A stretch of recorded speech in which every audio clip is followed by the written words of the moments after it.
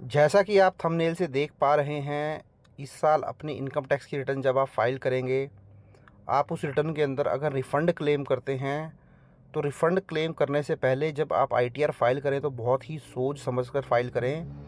किसी भी गलत तरीके की एग्ज़म्पशन या डिडक्शन उसके अंदर क्लेम ना करें, ताकि आपका रिफ़ंड बन जाए या आपकी जो टैक्स लायबिलिटी है वो रिड्यूस हो जाए, कम हो जाए।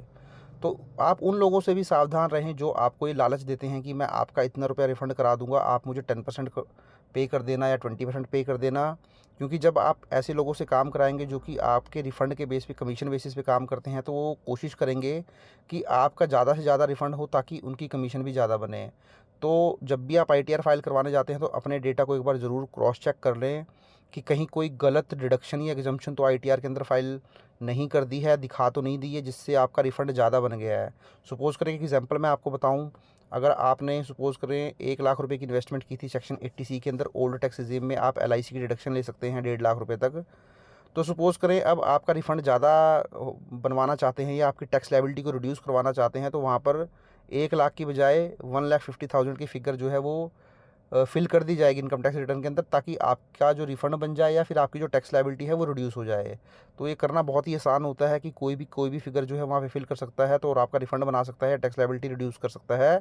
बट इसमें आपको ही भुगतना पड़ेगा, जो नोटिस वगैरह आएगा वो आपको ही आएगा, फिर आप एक्सप्लेन नहीं कर पाएँगे, हैवी पेनल्टी आपको पे करनी पड़ेगी। तो इसलिए ऐसे लोगों से भी सावधान रहें।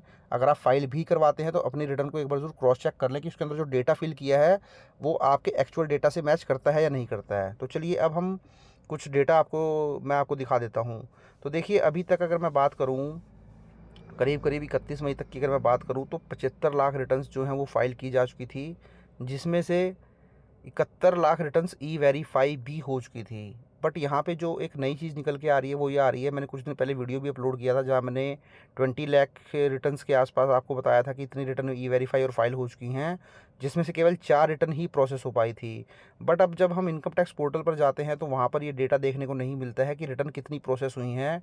डिपार्टमेंट ने ये जो रिटर्न प्रोसेसिंग का डेटा है वो अभी दिखाना बंद कर दिया है। तो वहाँ पे नज़र आएगा आपको कितने टैक्स पेयर रजिस्टर्ड हैं, इंडिविजुअल टैक्स पेयर रजिस्टर्ड है इनकम टैक्स पोर्टल पर, कितनों ने रिटर्न फाइल कर दी, कितने की ई-वेरीफ़ाई हो चुकी है।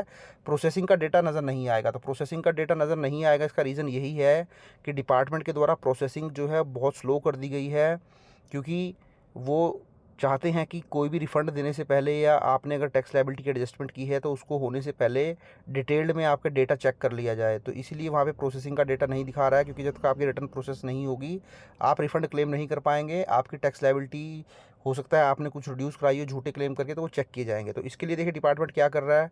अब डिपार्टमेंट आपको रिफ़ंड देने से पहले सबसे पहले तो आपकी प्रीवियस ईयर की रिटर्न्स चेक करेगा। कोई असेसमेंट ऑर्डर आपके अगेंस्ट अगर पेंडिंग है, कोई स्क्रूटनी ऑर्डर आपके अगेंस्ट पेंडिंग है, कोई डिमांड आपके अगेंस्ट पेंडिंग है, तो आपका रिफ़ंड रिलीज़ नहीं करेगा। यहाँ पे पर्पस यही है कि आपकी पिछले सालों की रिटर्न भी एक बार क्रॉस चेक कर सकता है डिपार्टमेंट रिफ़ंड देने से पहले। आप बोल सकते हैं एज़ ए प्रिकॉशनरी मेजर जो है डिपार्टमेंट ये चीज़ कर रहा है, ताकि गलत रिफ़ंड जो है लोगों के द्वारा क्लेम ना किया जाए, सरकार को रिवेन्यू का लॉस ना हो। तो अगर मैं समरी में बात करूँ तो असेसमेंट ईयर 25-26 मीन्स फाइनेंशियल 24-25 की जो रिटर्न आप फाइल करेंगे, अभी मई एंड तक 75 लाख रिटर्न्स जो हैं वो फाइल हो चुकी हैं। 71 लाख रिटर्न ई-वेरीफ़ाई भी हो चुकी हैं। डिपार्टमेंट ने जो प्रोसेस आईटीआर का डेटा था वो उसको रिमूव कर दिया है, और अब आपको जो रिफ़ंड इशू किया जाएगा वो थ्रू आउट वेरिफिकेशन किया जाएगा आपकी ओल्ड इनकम टैक्स रिटर्न्स का और असेसमेंट रिकॉर्ड्स का। तो इसलिए अपनी आईटीआर में रिफ़ंड क्लेम करने से पहले या अपनी जो टैक्स लायबिलिटी आपकी वहाँ निकल के आएगी उसको रिड्यूस करने से पहले 100 बार सोच के डेटा फिल करें, गलत डेटा बिल्कुल फिल ना करें। Thank you very much.